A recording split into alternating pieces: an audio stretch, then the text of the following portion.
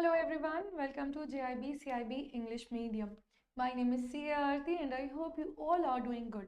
So if you're also planning to clear your CIB in first attempt, then do follow this series and try to solve all the questions because nowadays I'm bringing so many different types of numericals. So make sure you are practicing with the help of calculator and you are solving as well. Yes, so let's start today's session.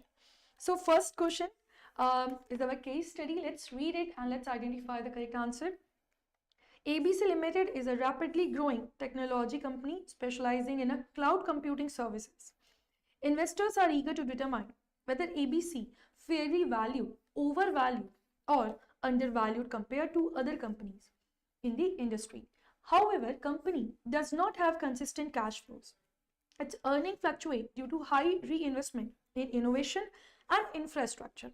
Okay, so here is one company known as ABC, but as an investor, we want to value that company, whether that is fairly listed, over or undervalued. But the problem is, I don't have any proper cash flows. There is no consistent cash flows. And the earnings are also fluctuating due to high reinvestment, innovations or infrastructure. Now, financial analyst is trying to decide on the most appropriate valuation approach. But direct financial data such as future cash flows is not readily available. Future cash flows are not available directly. Now, given the circumstances, analyst considers using a valuation method that allows comparison with similar companies based on available market data. Now, what our analyst decides that if you're not able to take the direct cash flows, why not to take the comparable companies? Yes, that type of a company which is doing the same business, yes, who is in the same market, same features, same characters they are having. So if we are using some other similar kind of company, then we are using which type of valuation model? Let's find it out. Options are the primary valuation method that should be used in this case: A, discounted cash flow, net asset value, relative valuation model, or fourth, dividend discount model. Yes, these are the four different ways through which you can calculate, but as per the given question, you can calculate only with the relative valuation model. Discounted cash flow requires the future estimated cash flows that you don't have. Then net assets value we cannot use because balance sheet, everything is not given to us. Then dividend discount model, because our equities valuation is not given directly, they are saying to go and compare with the similar kind of company, so we are going with the option C. Correct answer is going to be answer C. Coming to next question. Which of the following is not a characteristic of mezzanine financing? Now this is very important type of financing. In your previous attempts also there's direct question based on this. First option, it provides lenders with equity conversion rights in case of default. B, it is secured by specific collateral to minimize lender risk. Third, it is often used for funding acquisitions or specific projects. Fourth, it provides higher returns to investors compared to traditional debt. Now, first of all, if you are not aware about the mezzanine financing, so let's talk about it. So mezzanine financing is what? Mezzanine financing is a type of debt and equity financing. Means you can say when both the combinations are there, debt plus equity, then that is going to be your which type of financing? Hybrid financing. Yes, because the combination of both the things you can see here. Now it gives the lender the right to convert the debt into equity of the company in case of a default. Yes, this is normally for raising funds for specific projects or to finance in acquisition. So here, which is your correct answer? Why we are taking of mezzanine financing? Here we gives the right to our debt parties, or you can say investors. So if they are not getting money on time, they can convert it into equity. Yes, so it is also typically matures in more than 5 years depending on the scheduled maturities of existing debt in the books of issuing company. So this is the combination of both the equity and your debt. Here you give the right to your lenders to convert it into equity if as a company we are not able to pay them. So which is your correct answer? This minimizes the lender risk. No secured, we are not getting any collateral things. We are not getting in exchange any collateral things, so this is not the secured option. Often used for funding acquisitions or specific projects, but we need to tell the not a characteristic. Yes, Hmm.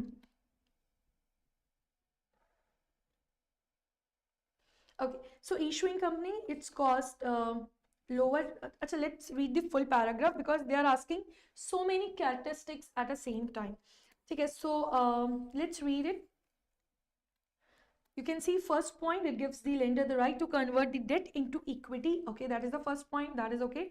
This is also used for raising funds for specific projects or for finance and acquisition.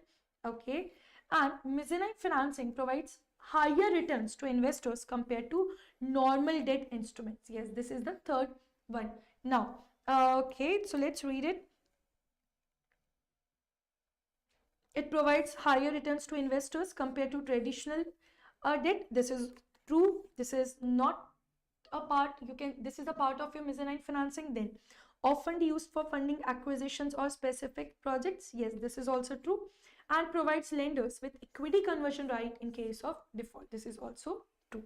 Correct answer is your answer B, which is not the characteristic of your mezzanine financing, because we are not using any secured collateral thing so that we can reduce the risk. So correct answer is your answer B. Now, what does environmental analysis primarily focus on? A, only external factors. B, only internal factors. C, both internal external factors. Or D, financial performance of an organization. So as you can see here, environmental analysis, they are not talking about only external or internal. They are talking about both the factors, whether that is internal or external, which influences the organization. So correct answer is your answer C. Yes, correct answer is your answer C. Now, coming to next one numerical question, let's solve it together. A company has a stable growth, G, at 5%, return on equity 15%. They are asking about payout ratio. Payout ratio means your dividend payout ratio. Yes. So how to calculate this dividend payout ratio? If we know the earning per share, we can deduct the retention ratio. Yes, we can. If we know the earning per share, we can deduct the retention ratio and you can get this dividend payout ratio. But the problem is we are not getting, we are not having this retention ratio. But how to calculate retention ratio? We know it, because here when formula is, that is growth equal to ROE into retention ratio.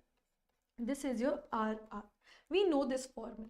Okay, so this formula says that ROE is your 15% and here is your retention ratio. Means if you subtract with EPS minus retention ratio, you can get dividend payout ratio. So this is your RR. So RR is going to be what?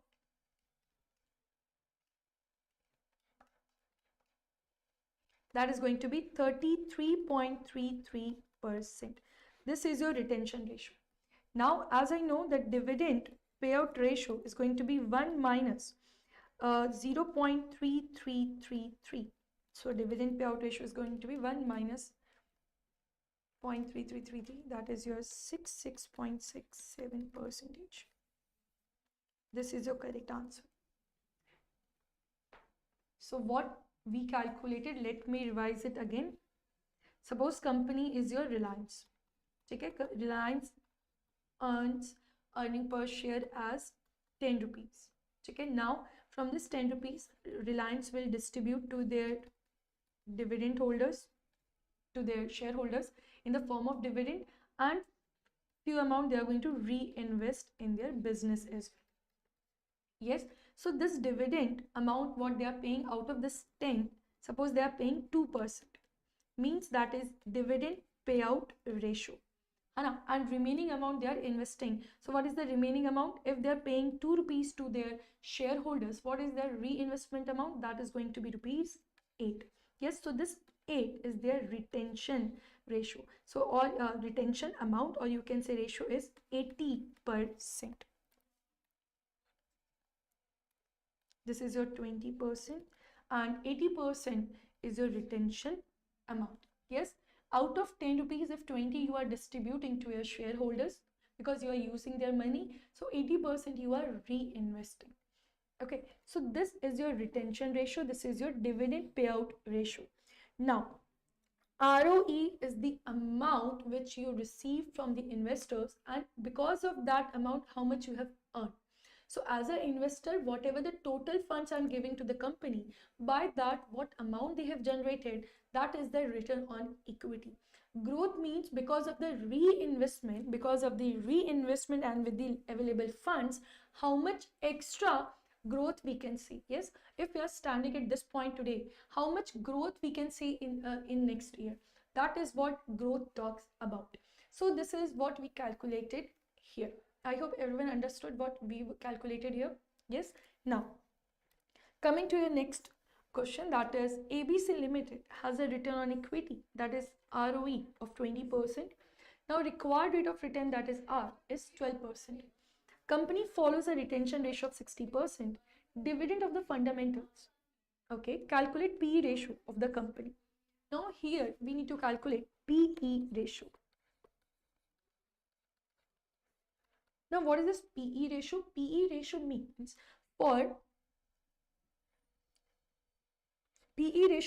if I want to, get the earnings of the company,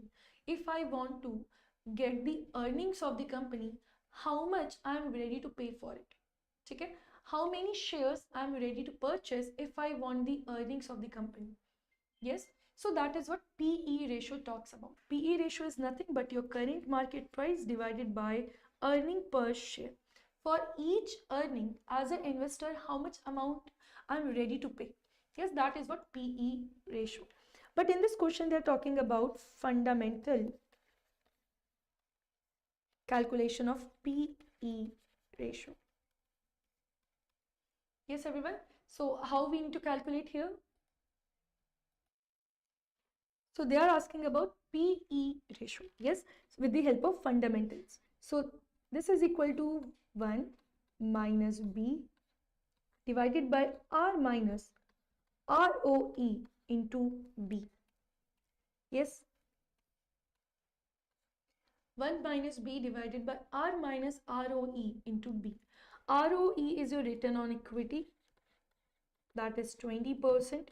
Yes, R is also given, that is 12%, and retention ratio given, that is 60%. Now this B means what? This B means your retention ratio only. Okay, B means what? Retention ratio. And based on this, we need to calculate the amount. Now, if your retention ratio means if your total earning is equal to 100%, this is your total earning. Okay, this is 100% is your total earning. Okay, out of this, if you're giving 60% as your reinvestment, what is the amount you are distributing as your dividend? How you will calculate? 100 minus 60 means 40% you are distributing here. Correct? So what amount we are going to take for this dividend payout ratio means they are doing what they are doing in numerator, 100 minus 60. So this will give you dividend payout ratio divided by R. Yes, so I am erasing here. That is going to be a 0.40. R is going to be 0.12 minus ROE is 0.20 into B is 0.60. Make sure you are calculating very carefully. Okay, please don't take in denominator 0.6. 0.6 is your reinvestment amount. That is your 60%. 0.6 into 0.2.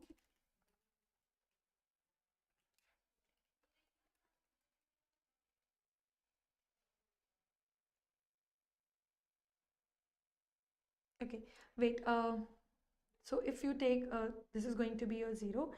So do one thing. Okay, take this required rate as your 18%. Yes, 18%. Okay, so 0.40 minus 0.18 minus 0.12. So that is going to be 0.40, 0.18 minus 0.12, 0.06.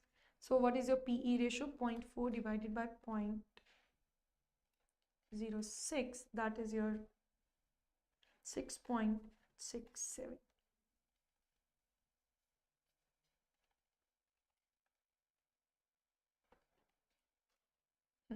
That is going to be your 6.67. Just let me recheck this question again. Yes. So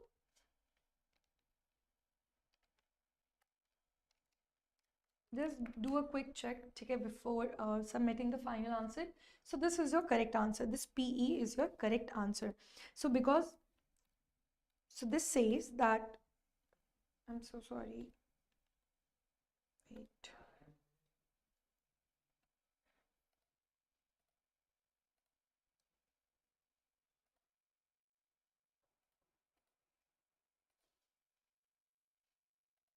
Yes. So as per this, they are saying that this is your final PE ratio.